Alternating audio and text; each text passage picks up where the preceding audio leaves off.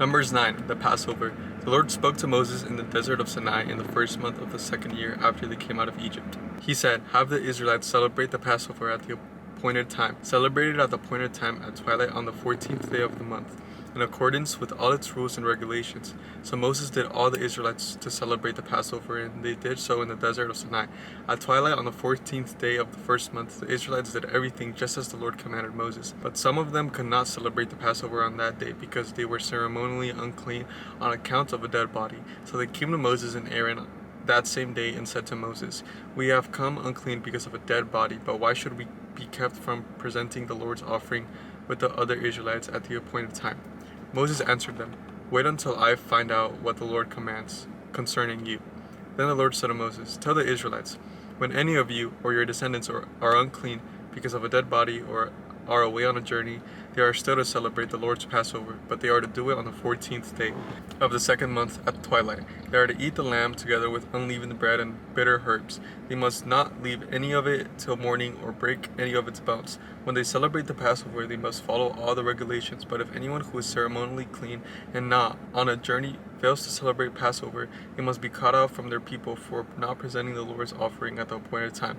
They will bear the consequences of their sin. A foreigner residing among you is also to celebrate the Lord's Passover in accordance with its rules and regulations, and you must have the same regulations for both the foreigner and the native born." The cloud above the tabernacle. On that day, the tabernacle, the tent of the covenant law, was set up. The cloud covered it. From evening to morning, the cloud above the tabernacle looked like fire. That is how it continued to be. The cloud covered it, and at night it looked like fire. Whenever the people lifted from above the tent, the Israelites set out wherever the cloud settled. The Israelites encamped. At the Lord's command, the Israelites set out, and at his command they encamped. As long as the cloud stayed over the tabernacle, they remained in camp. When the cloud remained over the tabernacle a long time, the Israelites obeyed the Lord's order and did not set out. Sometimes the cloud was over the tabernacle only a few days. At the Lord's command, they would encamp, and then at his command they would set out.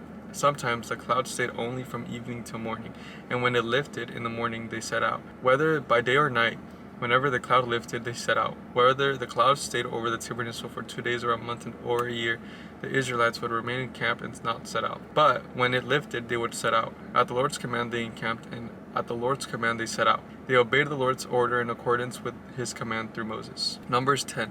The silver trumpets. The Lord said to Moses, "Make 2 trumpets of hammered silver, and use them for calling the community together and for having the camp set out. When both are sounded, the whole community is to assemble before you at the entrance to the tent of meeting. If only one is sounded, the leaders, the heads of clans of Israel, are to assemble before you. When a trumpet blast is sounded, the tribes camping on the east are to set out. At the sounding of a second blast, the camps on the south are to set out. The blast will be a signal for setting out. Together the assembly blow the trumpets, but not the signal for setting out. The sons of Aaron, the priests, are to blow the trumpets. This is to be a lasting ordinance for you and the generations to come. When you go into battle in your own land against an enemy who is oppressing you, sound a blast on the trumpets, then you will be remembered by the Lord, your God, and rescued from your enemies. Also at your times for your rejoicing, your appointed festivals and noon feast, you are to sound the trumpets over your burnt offerings and fellowship offerings, and they will be a memorial for you before your God. I am the Lord your God." The Israelites leave Sinai. On the 20th day of the second month of the second year, the cloud lifted from above the tabernacle of the covenant law. Then the Israelites set out from the desert of Sinai and traveled from the place to place until the cloud came to rest in the desert of Paran. They set out this first time at the Lord's command through Moses. The divisions of the camp of Judah went first. Under their standard, Nahshon, son of Amminadab, was in command. Nathaniel, son of Zuar, was over the division of the tribe of Issachar, and Eliab, son of Helon, and over the division of the tribe of Zebulun. Then the tabernacle was taken down. The Gershonites and Merarites who carried it set out. The divisions of the camp of Reuben went next. Under the standard, Elazar, son of Shedor, was in command. Shelemiel, son of Zurishaddai, was over the division of the tribe of Simon, and Elisaph, son of the Dual, was over the division of the tribe of Gad.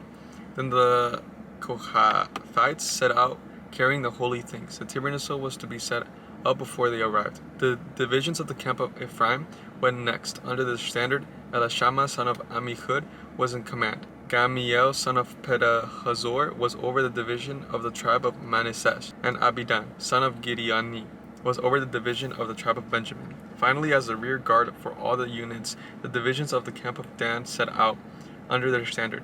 Ahiezer, son of Ammishaddai, was in command. Pagiel, son of Okran, was over the division of the tribe of Asher, and Ahira, son of Enan, was over the division of the tribe of Naphtali. This was the order of march for the Israelite division as they set out. Now Moses said to Hobab, son of Reuel, the Midianite, Moses' father-in-law, we are setting out for the place about which the Lord said, I will give it to you. Come with us, and we will treat you well, for the Lord has promised good things to Israel. He answered, No, I will not go. I am going back to my own land and my own people. But Moses said, Please do not leave us. You know where we should camp in the wilderness, and you can be our eyes.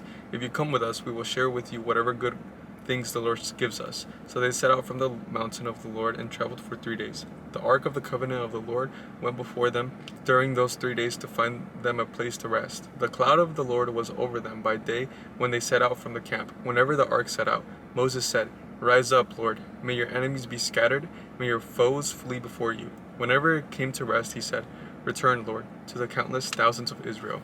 I'm done. I'll catch you tomorrow. Don't you know how sweet it tastes, how sweet it tastes.